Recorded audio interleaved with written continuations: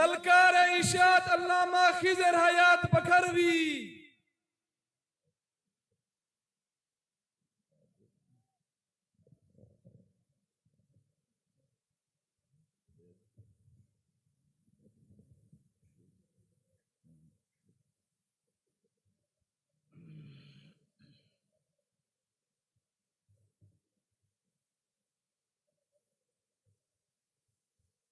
نحمده ونصلي ونسلم على رسوله الكريم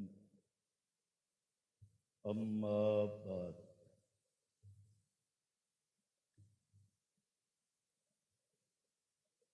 قابل قدر معزز علماء کرام فرزندان توحید و سنت،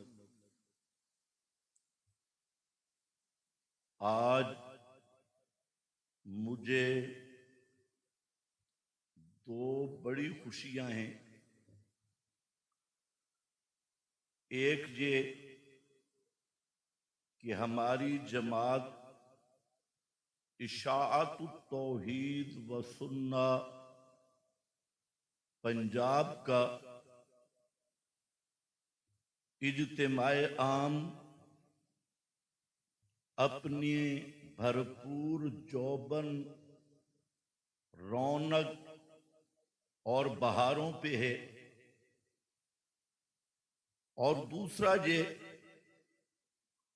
کہ یہ اجتماع عام سند المحدثین امام المدققین رئیس المحققین مرشد العلماء حضرت علامہ عبد الغنی جاجروی رحمت اللہ تعالی علیہ کے گلشن میں ہے۔ تو وقت بالکل کم ہے، میں بہت کچھ اس پہ بیان کرنا چاہتا تھا، تو سب کو چھوڑ کر صرف ایک بات میں عرض کروں گا کہ میرے بھائیوں، اس کائنات کی بنا اور مقصود کائنات وہ ہے اللہ کی توحید کا مسئلہ۔ اس کائنات کو بنایا گیا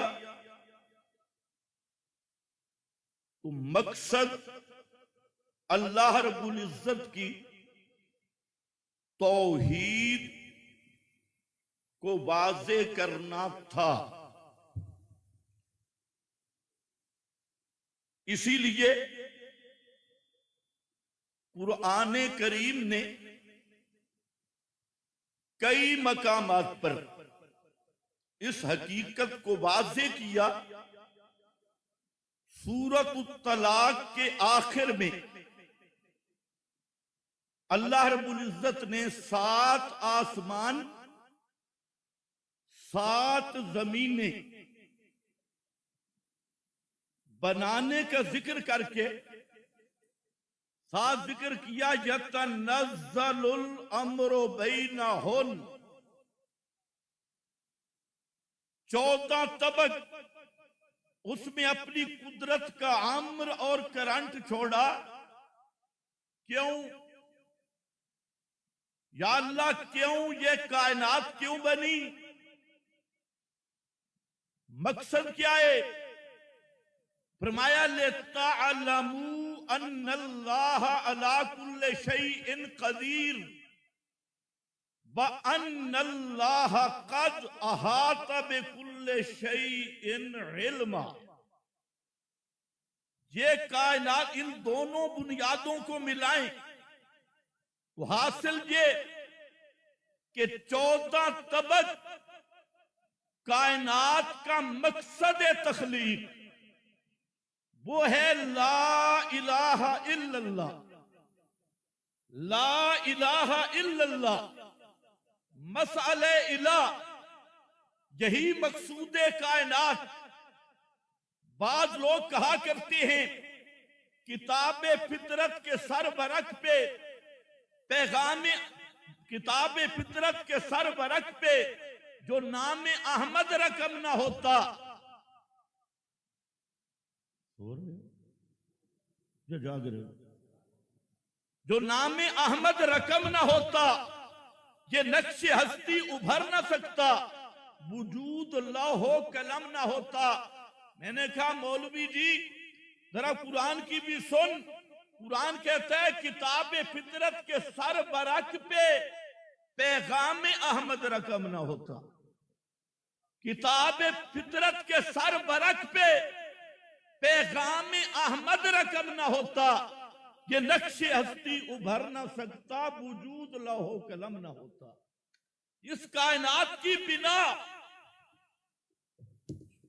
نعرہ کوئی بھی نہیں لگا ہے، بالکل اس کائنات کی بنا، وجہ تخلیق کائنات، مقصود کائنات، وہ صرف اور صرف مسئلہ الہ لا الہ الا اللہ، اسی مسئلہ کی خاطر میرے رب نے کائنات بنائی، اور اس کائنات کی روح کائنات وہ بھی مسئلہ لا الہ الا اللہ۔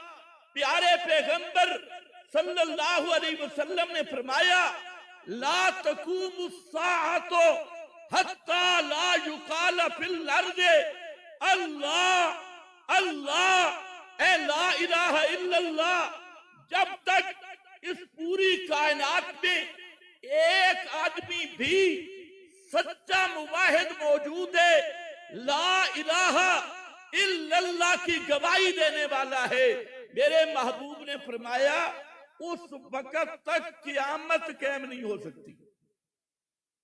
اس وقت تک، بولو یار، یہ پچھلے بولو، زمین میں ایک بھی لا الہ الا اللہ کہنے والا ہو قیامت قائم، اونچے بولو۔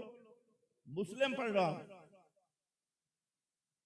مسلم پڑھ رہا ہوں، اگر کوئی مسلم ہونا چاہے تو یہ صحیح مسلم ہے۔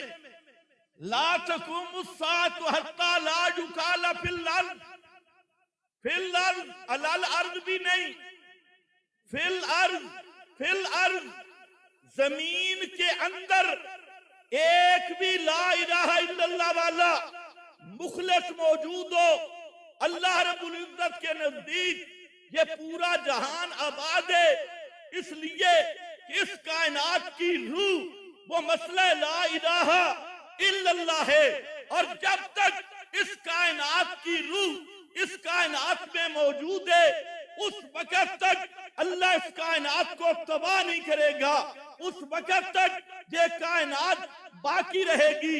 میرا دوست تھوڑا سا توجہ دلا کے آگے چلوں گا، اسی حدیث میں ذرا غور کرنا، اگر امتی زمین کے اندر زندہ ہو قیامت قائم نہیں ہو سکتی۔ تمہیں کوئی بھی پتہ نہیں چلا، اگر امتی زمین میں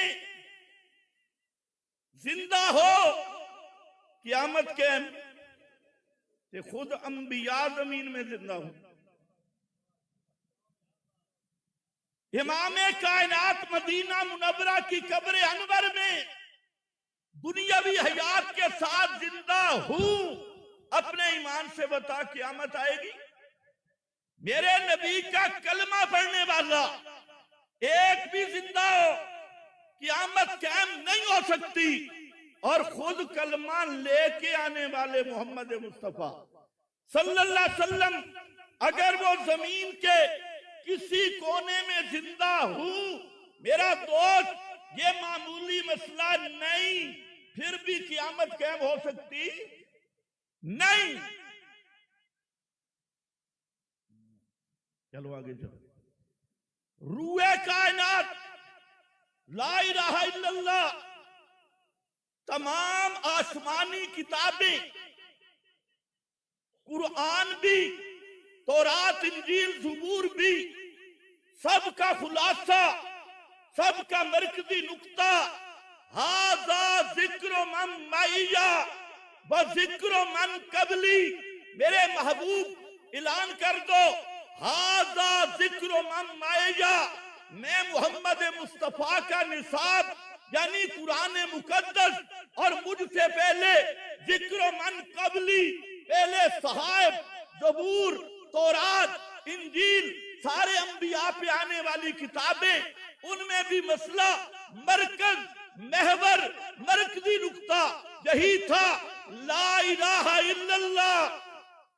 ساری آسمانی کتابوں کا خلاصہ لا الہ الا اللہ، تمام انبیاء کی دعوت لا الہ الا اللہ، تمام انبیاء کی عظمتوں کی بنیاد لا الہ الا اللہ، تمام انبیاء کی عزتوں کی بنیاد لا الہ الا اللہ، تمام کائنات کے لیے ذریعہ بقا لا الہ الا اللہ۔ میرا دوست توجہ کر، سب سے پہلا فرض جو انسان پہ ہوتا ہے وہ بھی ہے سمجھنا لا الہ الا اللہ، اور سب سے اول مقدم، اول واجب علی المکلف، پہلا مکلف پہ واجب اور پہلا فرض ہے لا الہ الا اللہ کو سمجھنا۔ میرا خیال ہے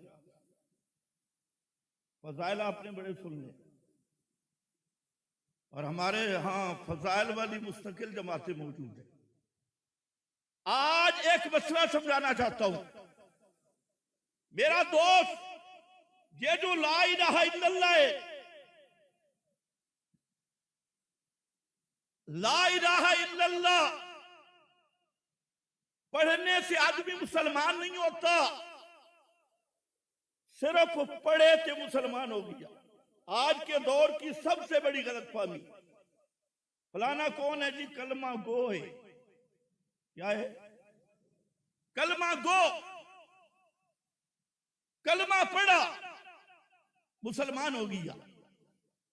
اور آج تو میڈیا پر بھی یہی شور ہے کہ کلمہ گو مسلمان، کلمہ گو مشرک نہ آکھو جی، کلمہ گو کافر نہیں ہو سکتا۔ یہ تو ہمارے وزیر اعظم بھی ٹکٹ دے دیتی ہیں اور وزیر اعلی بھی ٹکٹ دے دیتی ہیں، اور اوپر نیچے سارے۔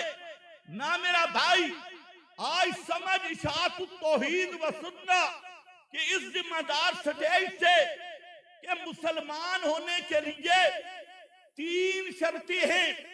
پہلی شرط کہ کلمہ سمجھ، پہلی شرط کیا ہے؟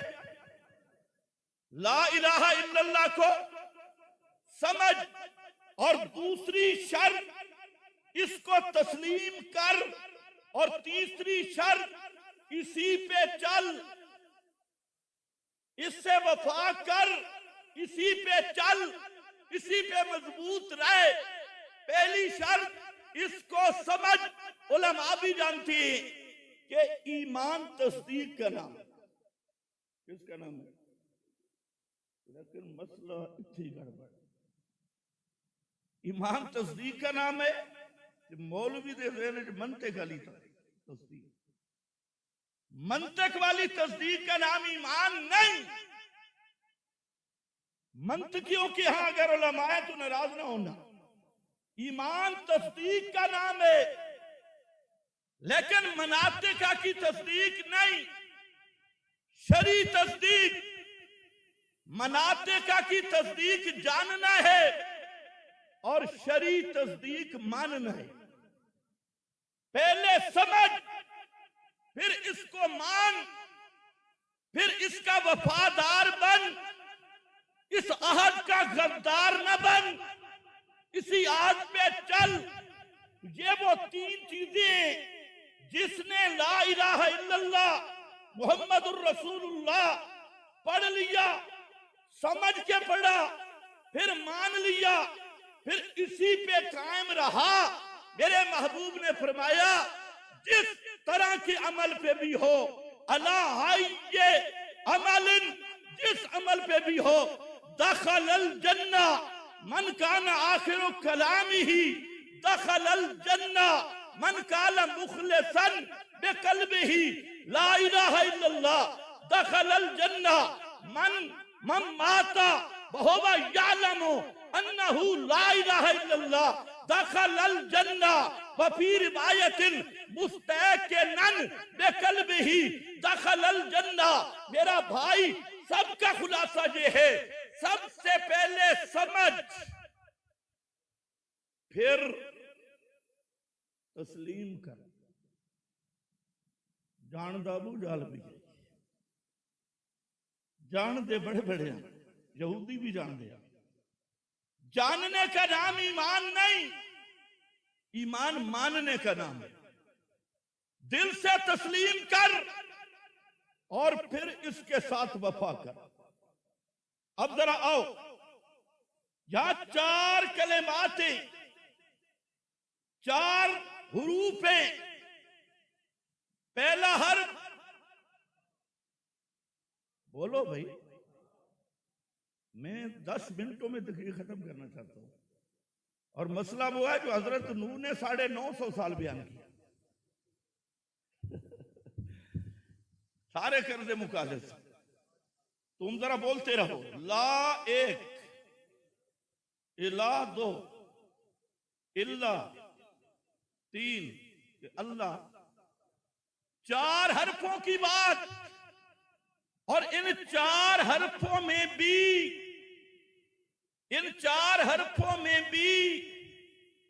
2 حرفوں کا مسئلہ ہے۔ 4 حرفی گل، یہ بے 4 حرفوں دی گل، اور تسی آگ دیو مولوی چھوٹیاں چھوٹیاں دے لڑ دے۔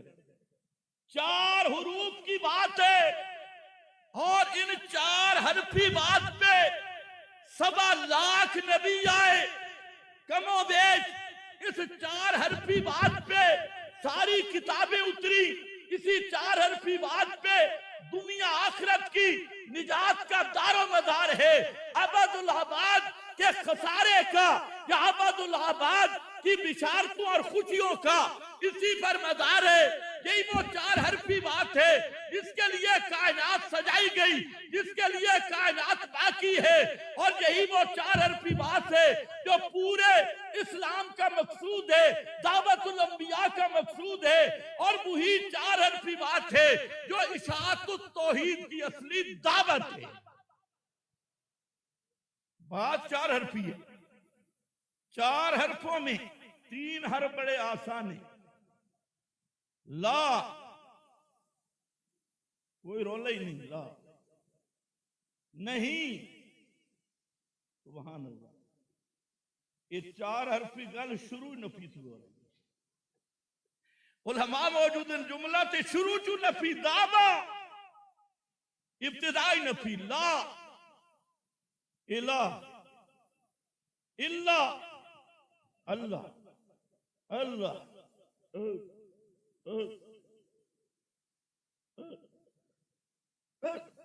یہ تھے ابو جال بھی کرتا ہے، آج کل مولوی تھی خوش ہے۔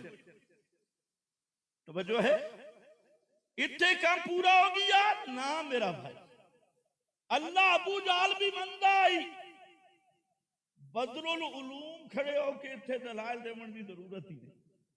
اتھے جڑا مسئلہ الہ ہوندے نا اللہ دے فضل نہ، وہ ساریاں صفائیاں کر دیں۔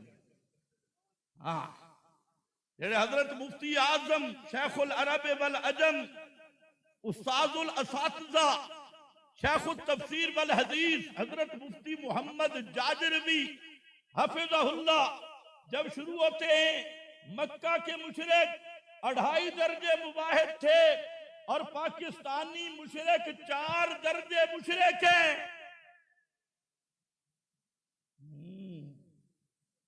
بدر العلوم سے شروع ہوتا ہے، توجہ کر۔ بڑی آج میں باتیں کرنا چاہتا تھا لیکن ابھی شارٹ کر جا رہا ہوں۔ لفظ الہ سارا راز اسی میں ہے، لا بھی آسان، اللہ بھی آسان، اللہ بھی آسان۔ ایک لفظ الہ، اور کعبہ کے رب کی قسم جتنے لوگ عقیدے میں ہمارے مد مقابل ہیں، چاہے وہ اپنا نام کوئی رکھیں، ان سب سے اشاعت التوحید کا اختلاف بھی اسی لفظ الہ پہ ہے۔ کس پہ ہے؟ کس پہ ہے؟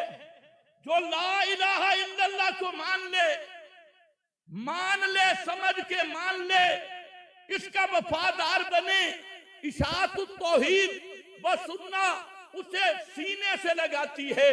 ہماری دشمنی کا، ہماری دوستی کا یہی معیار ہے کہ پہلے ماننا ہوگا اللہ کے سوا الہ کوئی نہیں۔ ابھی تو تم بھی بے شک، آگے میں چلو تو پتہ نہیں کیا ہوگا۔ الہ کا معنی کیا ہے؟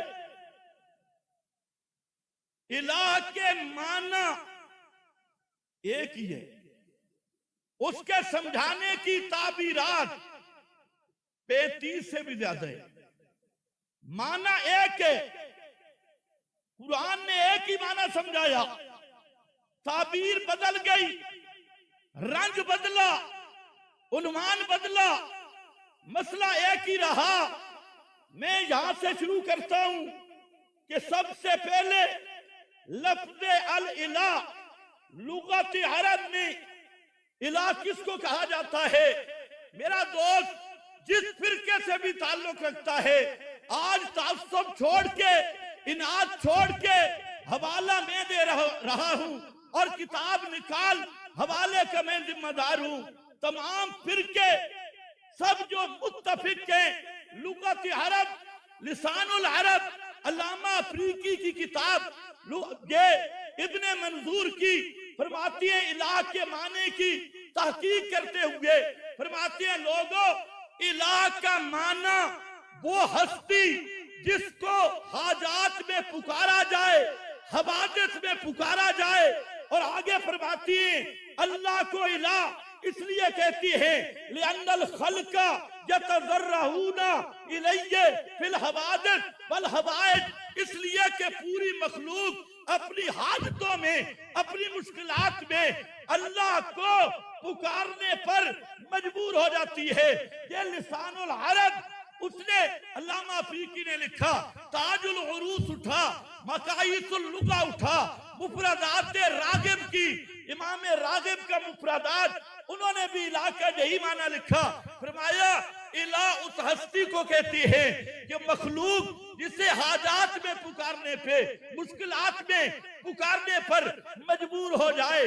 تمام اہل لغت، امام سیبویہ نے الہ کا یہی معنی کیا، فرا نے الہ کا یہی معنی کیا، ابو الہیثم لغوی نے الہ کا یہی معنی کیا، کشاف نے الہ کا یہی معنی کیا، ابو حیان الاندلسی نے الہ کا یہی معنی کیا، امام قرطبی نے الہ کا یہی معنی کیا، امام رازی نے الہ کا یہی معنی کیا، خطیب شربینی نے الہ کا یہی معنی کیا، مدارک نصفی نے الہ کا یہی معنی کیا، مفسرین نے بھی الہ کا یہی لغوی معنی کیا، اور اہل لغت نے بھی الہ کا یہی لغوی معنی کیا۔ اور اگر محدثین کی طرف آؤ، ابن حجر نے، علامہ عینی نے، ابن ملکر نے بخاری اور مسلم کی 150 سے زائد شارحین نے الہ کا یہی لغوی معنی بیان کیا کہ اے کائنات کے لوگوں، لغت عرب میں الہ کا معنی وہ ہستی جس کو ما فوق الاسباب امور میں پکارا جائے، وہ ہستی جو پکارے سننے والی ہو، وہ ہستی جو پکار کے لائق ہو۔ اور رب کو الہ اس لیے کہتے ہیں لأن الخلق یتضرعون الیہ فی الحوادث والحوائج کما ان الطفل یعلہ الی امہ، جس طرح دودھ پیتا بچہ کوئی تکلیف آئے امی امی کرتا ہے، یعلہ الی امہ، درد پیٹ میں درد ہے، الی امہ، ماں کی طرف روئے گا، سر میں درد ہے، ماں کی طرف، سردی لگی، بھوک لگی، پیاس لگی، امی امی امی۔ الہ کو الہ اس لیے کہتے ہیں کہ جس کے دروازے پہ آدم روتا ہے ربنا ظلمنا، جس کے دروازے پہ نوح پیغمبر انی مغلوب فانتصر، اللہ تو میری امداد کر، الہ کو الہ اس لیے کہتے ہیں۔ حضرت ایوب کئی سال بیمار رہے تھے، وَأَيُّوبَ إِذْ نَادَى رَبَّهُ هُنَالِكَ دَعَا زَكَرِيَّا رَبَّهُ، لا الہ الا انت سبحانک انی کنت من الظالمین. یہ معنی ہے الہ کا. اللہ کرے آپ سمجھ گئے. ساری کائنات اسے پکارنے پہ مجبور ہو. ساری کائنات.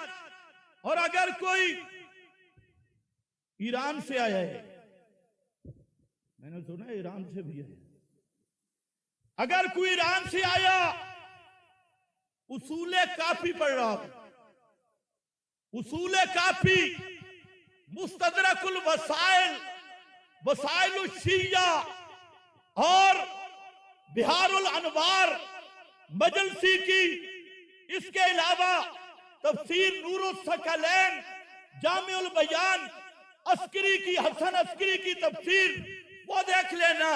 سب نے معنی کیا الہ کا. اور کس سے کیا؟ حضرت علی مرتضیٰ سے, حضرت حسن سے, حضرت حسین سے, حضرت زین العابدین سے, امام حسن عسکری سے, امام جعفر صادق سے. سب نے معنی کیا کہ الہ کا معنی وہ ہستی جس کو مشکلات میں پکارا جائے, حاجات میں پکارا جائے, اور وہ ہستی جس کو حوادث, مشکلات, جب اسباب ختم ہو جائیں, انقطاع اسباب کے وقت جس کو پکارا جائے, اسی کا معنی الہ ہوتا ہے. اسی کا معنی الہ ہوتا ہے. اور اگر 11ویں والا بابا, 11ویں دا بابا,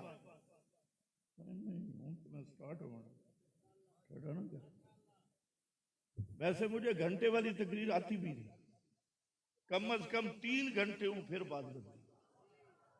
سمجھو کھا اے جڑے بڑھڑے بیٹھے نا, جنہاں بابے نو سنا ہے او بڑے خوش نظر آ رہے. یہ جڑے نوجوان ہیں یہ تو سارے ڈسکو دے ہلو کے, انہاں نو کوئی پتہ نہیں, یہ سارا شو بول دے. لیکن جڑے بڑھڑے بابے بیٹھے نا, انہاں دے چہرے چمک رہے. با مولانا عبدالغنی تیرے اتے کروڑا رکھتا ہوں. یہ مولی خضر دا کمال نہیں, اسی تے انہاں بزرگاں دے ناکے لا چون کے نقل کر رہے ہیں.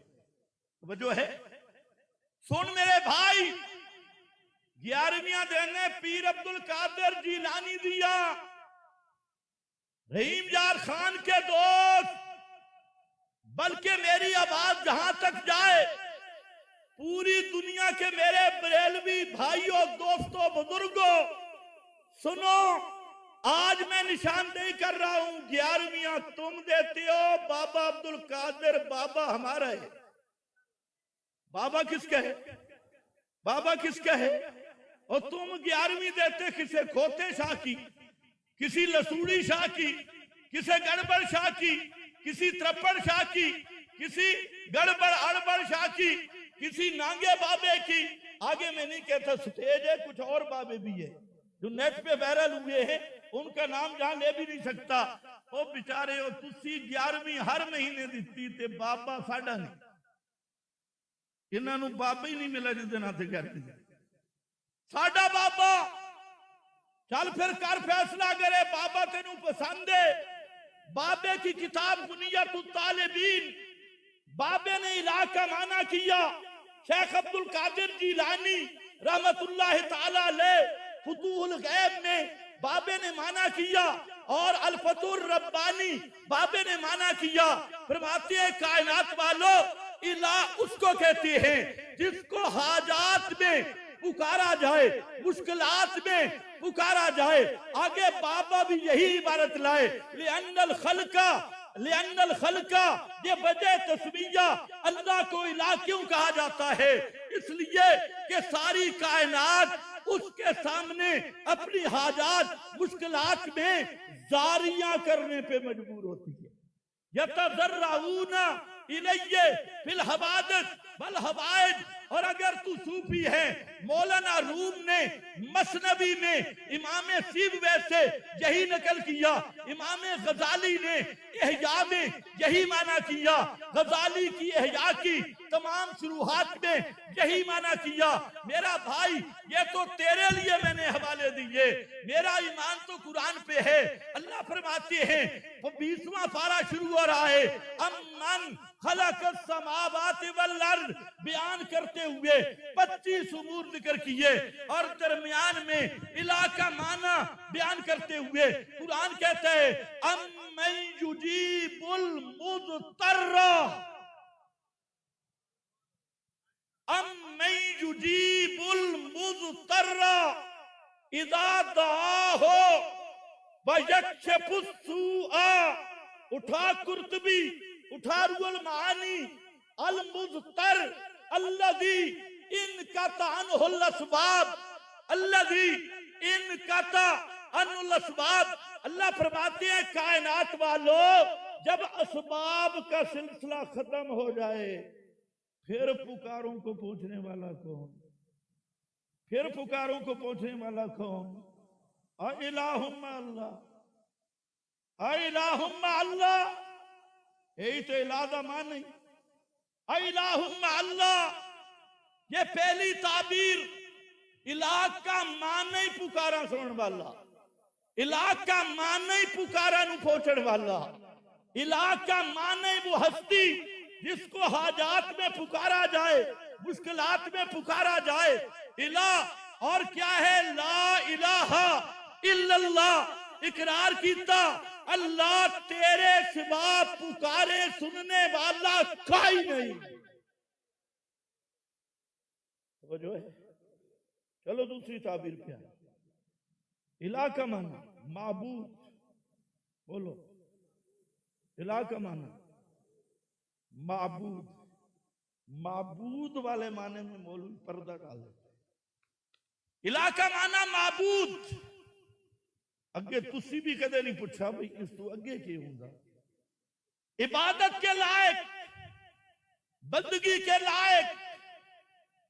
میں آکے بندگی کے عبادت کیا کہتا ہے؟ بیضابی نے لکھا، خفاجی نے لکھا، قرطبی نے لکھا، روح المعانی نے لکھا، احکام القرآن نے لکھا، سمرقندی نے لکھا، شربینی نے لکھا، بیضابی سب نے لکھا۔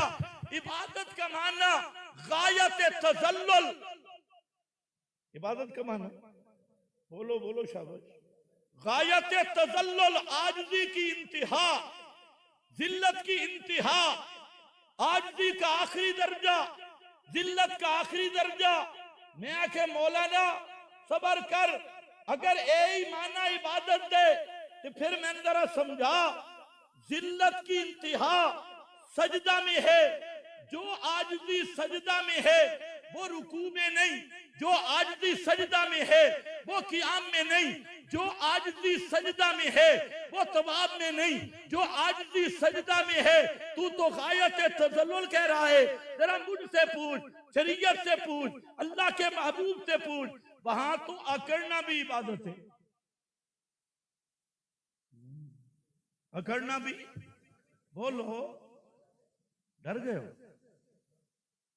یہ تو میں گل کر رہی ہوں، کدے گل کچی آسی نہیں، اساں احتیاط کر لے کدے کچیاں نہ سننیاں تے نہ بیان کرنی۔ طواف کے پہلے 3 چکر اکڑ دے ہو نہیں اکڑ دے؟ سبحان اللہ۔ ابو دجانہ نو پیغمبر کریم تلوار دیتی، بڑا لمبا واقعی، یہ تلوار لے کے نا تے میدان دے وچ موڑھے مار کے جوان چل رہے، کندھے ہلا ہلا کے چلے۔ پیغمبر کریم مسکرا پڑے، فرمایا یہ جو چال ہے نا یہ اللہ کو ویسے پسند نہیں، لیکن مشرک دے سامنے آکڑنا بھی بنا، مشرک اور بدعتی کے سامنے سینہ تان کے کھڑا ہونا عبادت۔ او صوفیو یہ بھی عبادت ہے۔ تو آیت تذلل کہاں گیا؟ غایت تذلل، عاجزی کا آخری درجہ وہ کہاں گیا؟ اس لیے میرا دوست، نمبر 2، سجدہ تعظیمی میں بھی ماتھا زمین پہ ہے، سجدہ عبادت میں بھی ماتھا زمین پہ ہے، حیت ایک ہے، ظاہری تذلل ایک ہے، ایک سجدہ تعظیم کا ہے، دوسرا سجدہ عبادت کا ہے۔ مل فارق بین التعظیم والعبادہ، دنیا کا کوئی عالم اس تعظیم اور اس عبادت کا فرق بتائے۔ کعبہ کے رب کی قسم، ہر فرقہ کے مولویوں سے میں نے پوچھا، ہر مسلک کے مولویوں سے میں نے پوچھا کہ مولویوں خدا کے لیے بتلاؤ تعظیم اور عبادت میں فرق کیا ہے، ادب اور عبادت میں فرق کیا ہے؟ عاجزی ادب میں بھی ہے اور عاجزی عبادت میں بھی ہے، سجدہ تعظیم کی حیت بھی ہوئی، سجدہ عبادت کی حیت بھی ہوئی۔ وہ عبادت کیا ہے؟ واہ! اس لیے آؤ، بات ٹھیک ہے، مفسرین نے معنی یہی کیا، اور ایک بات ذرا مل جائے گی، معنی پورا ہو جائے گا۔ کیا مطلب؟ ایک تذلل اعضاء کا ہے، جوارے کا ہے، ایک تذلل ظاہری ہے، ایک تذلل باطنی ہے۔ تذلل ظاہری جہاں مراد نہیں، تذلل باطنی، العبادت عبارت عن الاعتقاد والشعور بان للمعبود سلطة غیبیة یقدر بها على النفع وعلى الضرر فكل دعاء وثناء ونداء ينشأ من هذا الاعتقاد فهي العبادة، فهي العبادة۔ حافظ ابن القیم نے اس تذلل کی وضاحت کی ہے، کوئی نئی بات نہیں پیش کی۔ فرمایا تذلل کیا ہے؟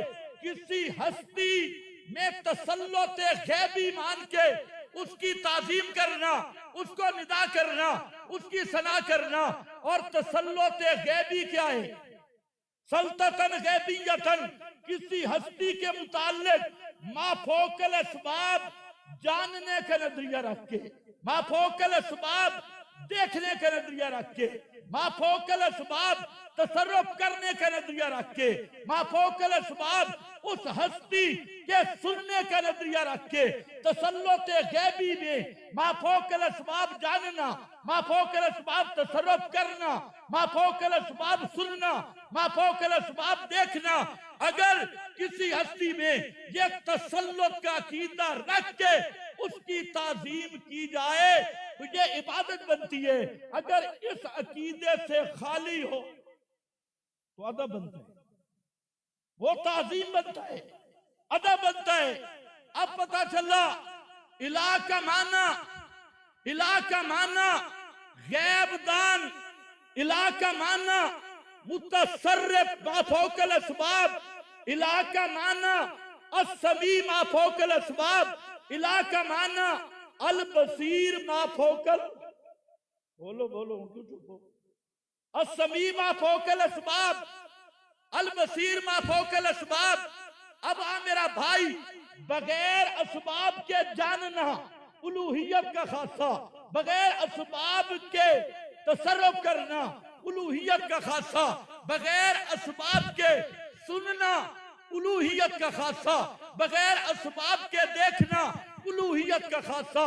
اب آپ پورا قرآن دیکھ لے، قرآن مقدس جہاں پر بھی مسئلہ الہ بیان کرے گا وہاں اللہ کے لیے الوہیت ثابت کرے گا، وہاں غیر اللہ سے نفی کرے گا۔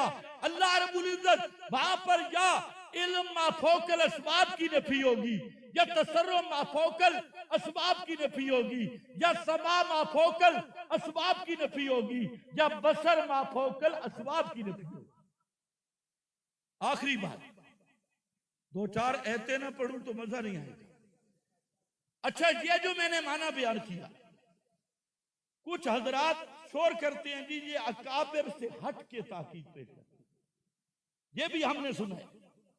ایمان سے بتائیں، یہی معنی مرشد العلماء مولانا عبد الغنی جادروی نے نہیں سمجھایا تمہیں؟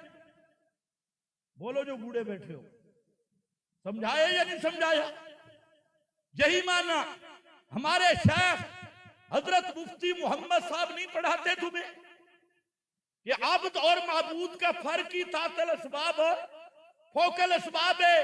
پیچھے چلنا یہی معنی مولانا حسین علی نے کیا، یہی معنی قاضی نور محمد نے کیا، یہی معنی حضرت قاضی شمس الدین کی تفسیر اردو دیکھ اس میں کیا، یہی معنی حضرت مولانا حسین علی کا وہ خلیفہ جو 40 سال تک حضرت کی خدمت میں رہا، جس کا نام عبد الرؤوف بچھال کلام والے، ان کا رسالہ کلمہ طیبہ انہوں نے بھی یہی معنی کیا. اور حضرت شیخ القرآن مولانا غلام اللہ خان سے لے کر مولانا عبد الرؤوف تک سب نے مولانا حسین علی سے یہی معنی کیا. اور لوگوں، الہ کا معنی بغیر اسباب کے جاننے والا، الہ کا معنی بغیر اسباب کے تصرف کرنے والا، الہ کا معنی بغیر اسباب کے سننے والا. بولو بغیر اسباب کے، اور بولو بغیر اسباب کے.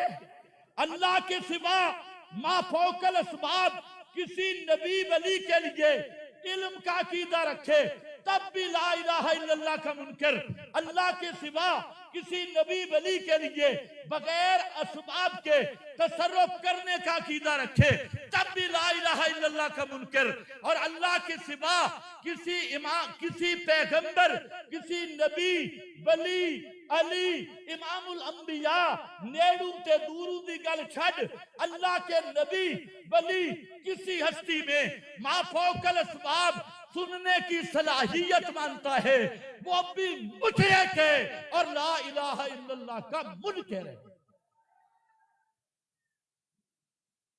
توجہ ہے؟ ایک تو وہ مسئلہ ہے نا ما انتا، پڑھو پڑھو، کیوں زیادہ کیا ہوگی؟ ایک تو وہ مسئلہ ہے نا، کیڑا بدل پڑھو ما انتا بمسمع من فل، یہ تو الگ مسئلہ ہے. میں جو کچھ بیان کر رہے ہیں اس کو ذرا سنو. گل اتھے بھی ساڑھے آئی،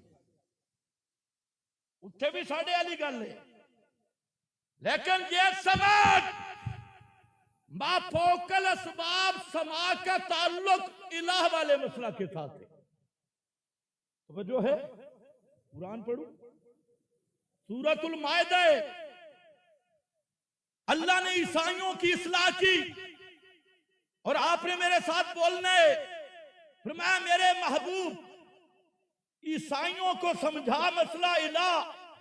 افتعبدون من دون اللہ، پڑھو افتعبدون تعبدون تعبدون، کیا تعبدون؟ افتعبدون من دون اللہ. آگے مالا یملک لکم، آگے آگے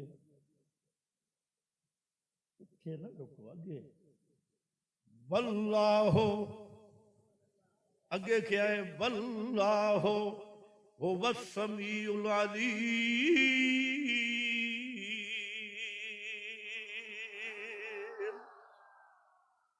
واللہ، پڑھو واللہ هو السمیع العلیم.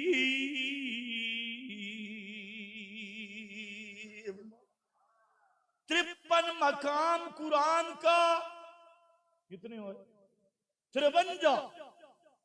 53 مقام قرآن مقدس کا بطور حصر، بطور کسر کے مسئلہ بیان کر رہا ہے. کہیں فرمایا انکا انت السمیع، کہیں فرمایا انہو هو السمیع، کہیں فرمایا ان ربی لسمیع الدعاء، کہیں کچھ لفظ کہیں کچھ لفظ.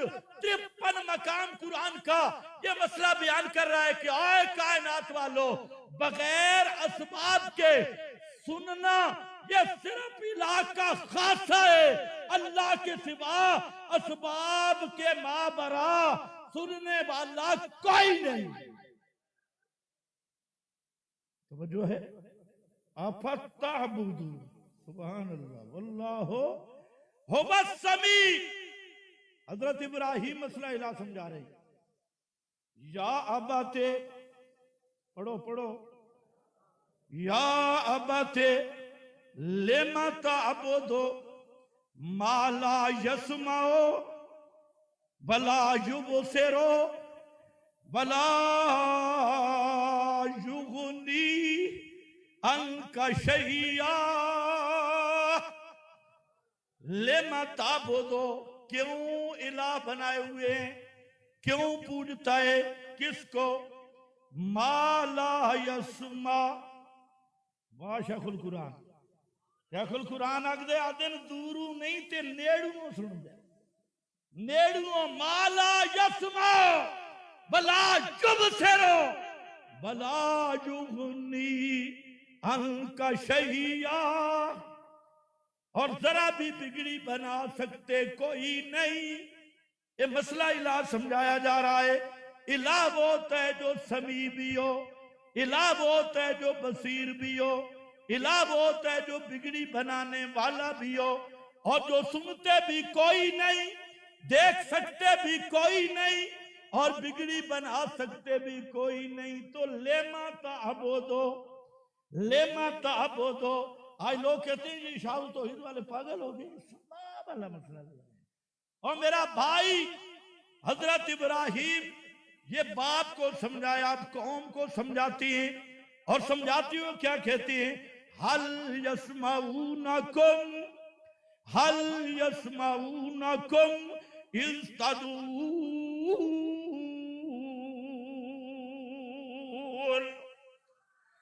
حل یسمعونکم, علماء بیٹھے ہیں, حل یسمعونکم پہلے, اگے اگے اگے, او ینفع او یضرون بعد میں, نفع نقصان بعد میں. پہلے یہ بتاؤ مشرکو یہ سنتے ہیں یا نہیں؟ حل یسمعونکم اذ تدعون. اور یہی فرمایا, اللہ فرماتے ہیں والذین تدعون من دونہ ما یملکون من قطمیر, ما یملکون من قطمیر.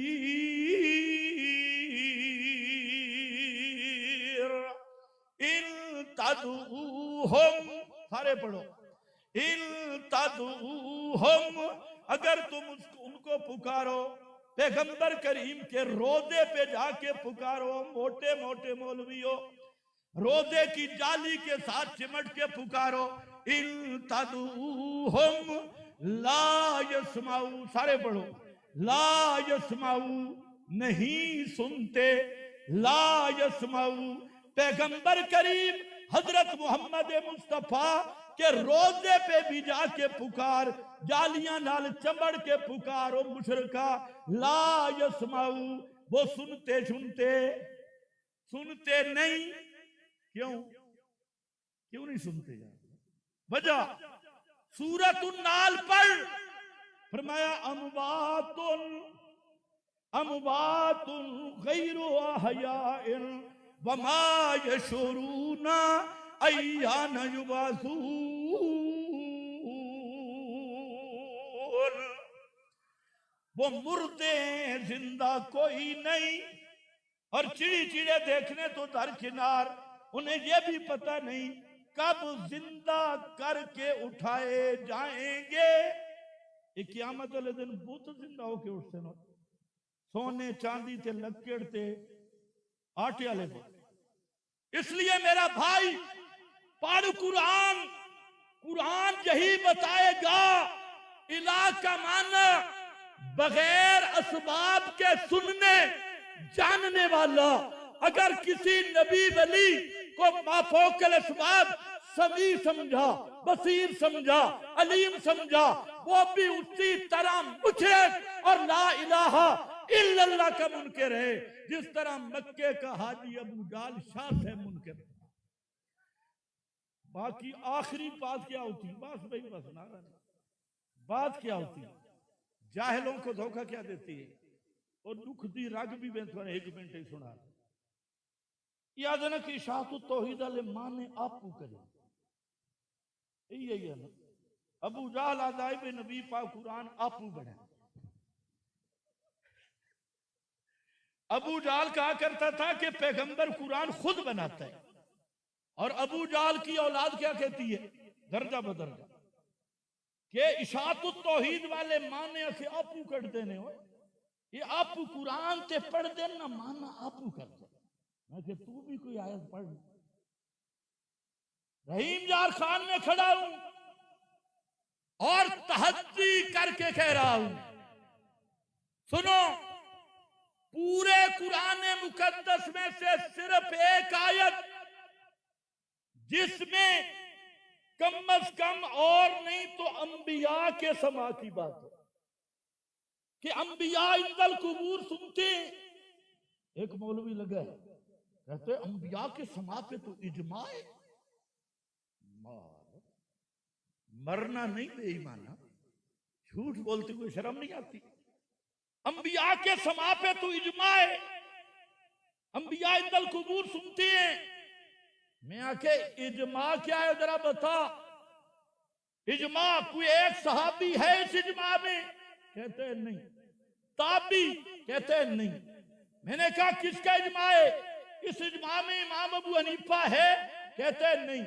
شافعی مالک احمد ہے؟ کہتے ہیں نہیں. ان کے شاگرد ہیں؟ کہتے ہیں نہیں. میں آکے پھر اجماع نہیں ہے اتھے قانون چا کامری پڑھتے حمزے دا حذف کرنا واجب ہے. وہاں تیرا اجماع آ گیا. کسی ایک صحابی کا عقیدہ نہیں کہ حضرات انبیاء عند القبور سنتے ہیں. ایک صحابی کا عقیدہ نہیں، تابعی کا عقیدہ نہیں، چار اماموں میں سے کسی امام کا عقیدہ نہیں، ان کے شاگردوں میں سے کسی شاگرد کا عقیدہ بھی نہیں. تو پھر جو کہے اجماع ہے اسے حیا بھی بالکل نہیں. حمزہ دا حذف واجب ہے یا نہیں؟ آج سونے اجماع کے جنگ اخبار نہیں پڑھ رہا. سونے اجماع یوم یجمع اللہ الرسل، یوم یجمع اللہ یوم یجمع اللہ الرسل فیقول ماذا اجبتم قالوا لا علم لنا انک انت علام الغیوب.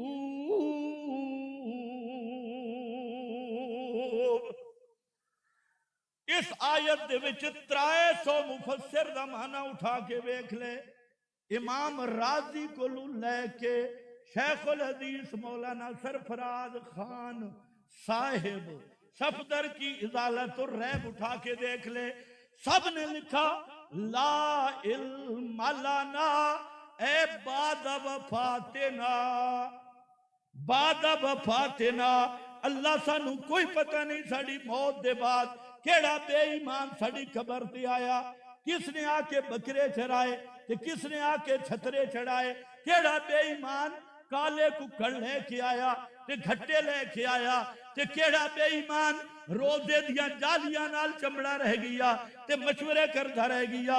فرمایا لا علم لنا. لا اتنے توجہ ہے، یہ جڑا انکا انت ہے یہ جملہ معلل ہے. یہ لا علم لنا دی علت ہے تے بچو گل سمجھ آ گئی کہ موت دے بعد دنیا دے اسباب مک گئے. ہن دنیا دا علم ثابت کرنا اسے دنا علم ما فوق الاسباب تے علم غیب. اسے دنا علم ما فوق الاسباب تے علم اس آسیاد انسان پتہ نہیں. انکا انتا علام الغیوب. سن میرا بھائی، اشاعت التوحید و سنہ اور جیڑا قرآن مقدس کی جو آیت پڑھتی ہے کعبہ کے رب کی قسم اس کا معنی پیغمبر کے صحابہ سے پیش کرتی ہے. کس سے؟ بولو بولو آخری بات. ہم نے پڑھا مان تب مسمع من فی القبور انک لا تسمع الموتى انما یستجیب الذین یسمعون والموتى یبعثهم اللہ۔ اس آیت تے خیر گل کرنے دی ضرورت ہی نہیں، علماء جانتے ہیں انما یستجیب الذین یسمعون، یسمعون دا مقابل ہوندا ہے لا یسمعون، اللہ یسمعون دا مقابل بنا دیتا ہے الموتى نو۔ کس نو؟ کس نو؟ یعنی مردہ تے عدم سما دوئیں مترادف ہے۔ لا یسمعون آکھو یا الموتى آکھو، ایک ہی چیز ہے۔ رہ گیا ما انت بمسمع من فی القبور۔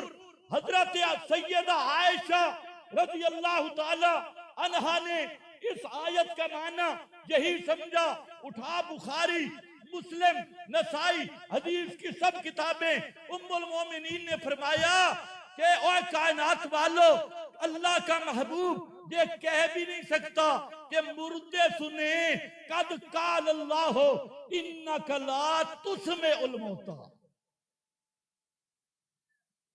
آیت قرآن کی معنی نبی کے، توجہ بولو، 110 ہجری تک صحابہ کا زمانہ ہے۔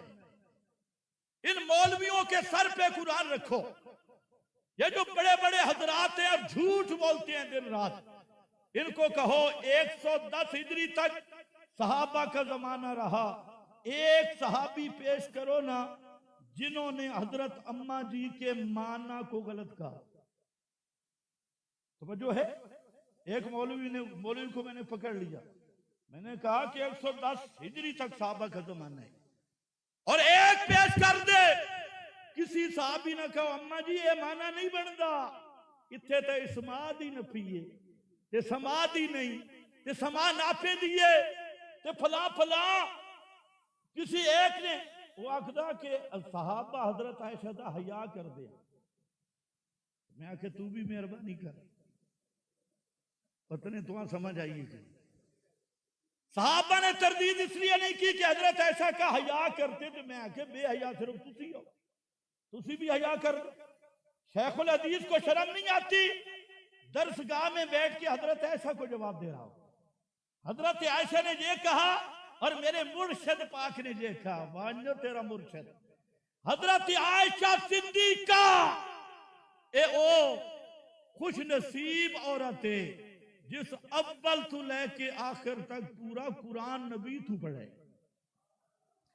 صرف حضرت عائشہ نے نہیں، حضرت عمر، صرف حضرت عمر نے نہیں، اصحاب بدر، صرف اصحاب بدر نے نہیں، قال اصحاب رسول اللہ اناس من اصحابہ، پیغمبر کے سب صحابہ نے اس آیت کا یہی معنی سمجھا، ما انت بمسمع من فی القبور انک لا تسمع الموتى کا معنی کوئی بھی موت کے بعد نہیں سنتا، اور صحابہ کے بعد امام اعظم، امام ابو حنیفہ، امام شافعی، امام احمد، تینوں اماموں کی تصریح موجود ہے۔ اگر دیکھ شافعی مذہب کی کتاب شرح المجموع، شرح مہذب دیکھ لینا، حنبلی مذہب کی کتاب مغنی ابن قدامہ دیکھ لینا، اوپر لکھا ہے نص علیہ احمد والشافعی، امام شافعی بھی، امام احمد بھی، امام ابو حنیفہ بھی۔ اس آیت کا یہی معنی ہے، ما انت بمسمع من فی القبور۔ یہ شک کو بھی کے لکھنؤ کے، اور اس میں یہ لکھا ہے جو آدمی نیک یا برے مردوں کے سننے کا قائل ہو بہرحال قرآن کا منکر ہے، بہرحال قرآن کا، فاتحہ کا صحیح طریقہ اٹھا۔ اس لیے ہم کہتے ہیں کوئی قانون اور ضابطہ سما کا نہیں ہے، موت کے بعد اسباب ختم۔ اب رب چاہے تو کوئی بات سنا دے، رب چاہے تو کوئی بات سنا۔ اب سما ہوگا محض بے مشیت اللہ، بے اسماء اللہ، بے مشیت اللہ، بے اسماء اللہ سے ہٹ کے میت میں عادتاً قابلیت اور استعداد سما ماننا، اسی کا نام الوہیت میت میں ماننا ہے۔ اس لیے میرا بھائی دوسری کتاب کشف المغالطات، اتنے بھی 40 بزرگان دی دستخط ہے۔ عجیب گل ہے، شیخ الحدیث حضرت مولانا محمد زکریا صاحب کاندلوی سب کہہ دو آکھوٹا رحمت اللہ علیہ، ان کی کتاب کتب فضائل پر اشکالات کا جواب شیخ الحدیث نے 2 باتیں لکھی. فرماتے ہیں انک لا تسمع الموتى، یہ آیت نص ہے مردے کے نہ سننے پر، نص ہے مردے کے نہ سننے پر. اور پھر شیخ الحدیث نے فرمایا اگر کہیں ہمارے بزرگوں کی کتابوں میں جہاں کہیں سننے کی بات ہے وہ خرق کی عادت ہے. وہ کیا ہے؟ خرق کی عادت ہے. تو میرا بھائی صحابہ سے لے کے علماء دیوبند تک ائمہ اسی معنی پہ ہیں جو اشاعۃ التوحید بیان کر رہی ہے. اور حیات شہداء پہ آنا ہے. 7 آیات قرآنی، 40 حدیث نبوی، وہ اور صحابہ تابعین، حتیٰ کہ مولانا محمد قاسم نانوتوی، مولانا ادریس کاندلوی، مفتی محمد شفیع سب تک پھرتا ایک ہی معنی لکھا ہے. شہیدوں کی حیات سے مراد ان کی ارواح جنت میں ہیں، جنت کا رزق کھاتی ہے، جنت کی سیر کرتی ہے. اور اگر سن سکتا ہے بانی دارالعلوم دیوبند مولانا محمد قاسم نانوتوی کتاب عجب باربعین فرماتے ہیں قرآن نے شہید کو زندہ کہا لیکن جسم شہید کا مردہ ہے. جو ہے ایک ہی ساکھ ہے. جزاک اللہ میں سمجھ گیا. ایک ہی ساکھ ہے. حضرت نانوتوی اور آب حیات میں فرماتی ہیں ارواح مومنین اور شہداء کا ان ابدان سے کوئی تعلق نہیں. اٹھا آب حیات، یہ چھپانا ہے. اور علامہ انور شاہ کاشمیری مشکلات القرآن فرماتے ہیں مانا حیات آنس کے تعلق کے روح بدنس بدر قبر تعلق کے روح بدن اصلاً لیس. یہ علامہ انور شاہ سے یہ بزرگ نظر نہیں آتے. خازن معالم روح المعانی ابو حیان اندلسی آیاؤن دون اجسادہم، آیاؤن دون اجسادہم، اور مانا حیاتہم ارواحہم فی الجنہ فی طیر خضر فی الجنہ. اور اشاعت التوحید کے لوگوں کعبہ کے رب کی قسم آج تم وہ لوگ ہو جو ما آنا علیہ و اصحابی کی عملی تصویر ہو. اشاعت التوحید کا عقیدہ ما آنا علیہ و اصحابی کی یہ عملی تفسیر ہے. بولو کیا ہے؟ اور یہی وہ طیف منصورہ ہے. اللہ کے لیے چھوٹے چھوٹے مسائل میں پڑھنے کی ضرورت نہیں. ہمارا مسئلہ کیا ہے؟ مسئلہ الہ. کیا ہے مسئلہ؟ اونچے بولو مسئلہ الہ.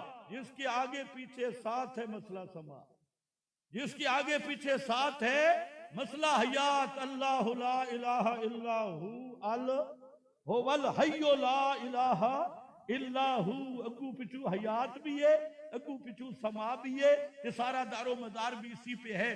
اللہ مجھے بھی آپ کو بھی صحیح معنوں پہ توحید کی خدمت کرنے کی توفیق عطا فرمائے.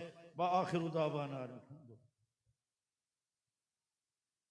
اب بلا تاخیر دعوت خطاب ہم دینے جا رہے ہیں.